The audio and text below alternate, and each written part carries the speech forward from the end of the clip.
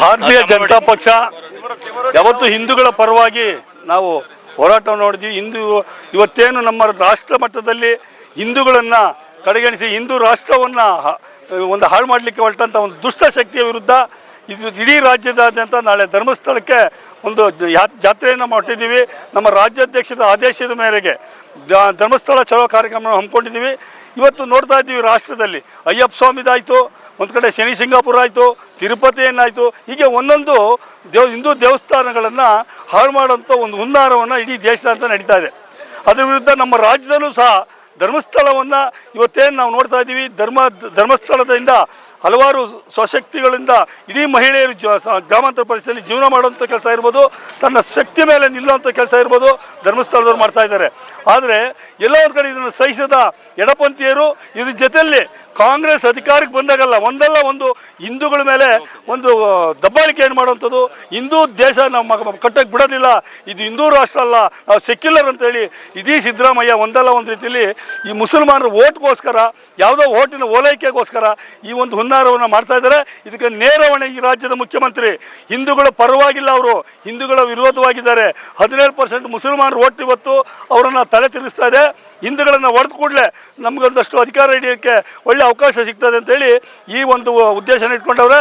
ನಾಳೆ ಚಾಮುಂಡಿ ಬೆಟ್ಟದಲ್ಲಿ ಒಂದು ದಸರಾ ಉತ್ಸವಕ್ಕೂ ಕೂಡ ಯಾವರು ಈ ಕನ್ನಡ ಬಾವುಟವನ್ನು ಹೀಯಾಳಿಸಿದ್ದಾರೆ, ಅರಿಶಿನ ಕುಂಕುಮವನ್ನು ಹೀಯಾಳಿಸಿದ್ದಾರೆ, ಅವರನ್ನು ಕರ್ಕೊಂಡೋಗಿ ಇವತ್ತು ಒಂದು ದನವನ್ನು ತಿನ್ನುವಂಥ ಜನ ಕರ್ಕೊಂಡೋಗಿ ಗೋಪೂಜೆ ಮಾಡಿಸ್ತಾರೆ ಅಂದರೆ ನಮ್ಮ ಮುಖ್ಯಮಂತ್ರಿ ಯಾವ ಸ್ಥಾನದಲ್ಲಿದ್ದಾರೆ ಅಂತ ನಾವು ಯೋಚನೆ ಮಾಡಬೇಕಾಗಿದೆ.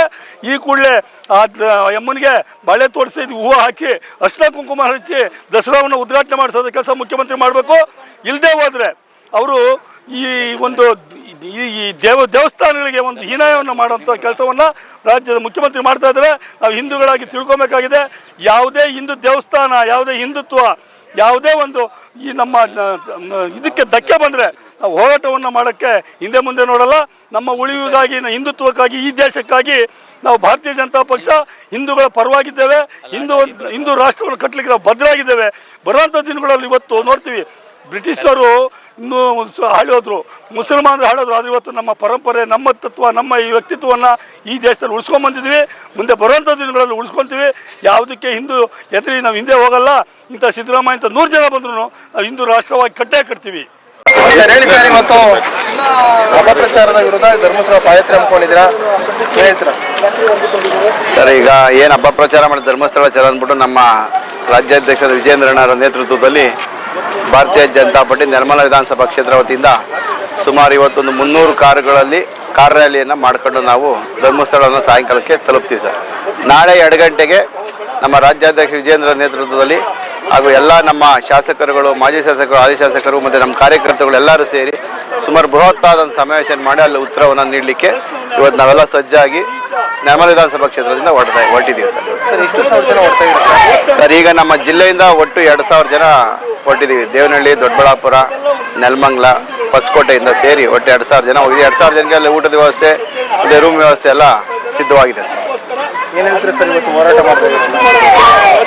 ಇವತ್ತು ಹೋರಾಟದ ಬಗ್ಗೆ ಏನು ಹೇಳ್ತೀರಿ? ಹೋರಾಟದ ಬಗ್ಗೆ ನಾವು ಯಾಕಂದ್ರೆ ಇದು ಏನು ನಡೀತಾ ಇದೆ ಕುತಂತ್ರ, ಕಾಂಗ್ರೆಸ್ಸಿನ ಕುತಂತ್ರಕ್ಕೆ ಇದು ತಕ್ಕ ಉತ್ತರ ಇವತ್ತು ಜನಗಳು ಉತ್ತರ ಕೊಡ್ತಾ ಇದ್ದಾರೆ, ನೋಡ್ತಾ ಇದ್ದಾರೆ. ಧರ್ಮಸ್ಥಳದ ಮಂಜುನಾಥ ಸ್ವಾಮಿ ಯಾರು ಕುತಂತ್ರ ಕೊಟ್ಟಿದ್ದಾರೆ ಅವರಿಗೆ ಪರಿಣಾಮ ಬೀರೇ ಬೀರ್ತದೆ ಸರ್. ಕಾಂಗ್ರೆಸ್ ಶಾಸಕರು ಸಹ ಯಾತ್ರೆ ಮಾಡಿದ್ರು, ಅವ್ರ ಕರ್ಮ ಫಲನ ಅವ್ರು ತೀರಿಸ್ಕೊಳಕ್ಕೋಸ್ಕರ ಮಾಡಿದ್ದಾರೆ ಹೊರತು ಅದು ಯಾವುದೇ ರೀತಿ ಕರ್ಮ ತೀರಲ್ಲ ಅವ್ರಿಗೆ. ನಮ್ಮ ಭಾರತೀಯ ಜನತಾ ಪಾರ್ಟಿ ನಮ್ಮ ಜನಗಳು ಹಿಂದೂ ಧರ್ಮದ ಏನು ಪಾಲನೆ ಮಾಡ್ಬೇಕು ಅದು ಮಾಡ್ಕೊಡ್ಬೇಕು, ಅದು ಅವ್ರಿಗಂತೂ ಕರ್ಮ ತೀರಲ್ಲ ಸರ್.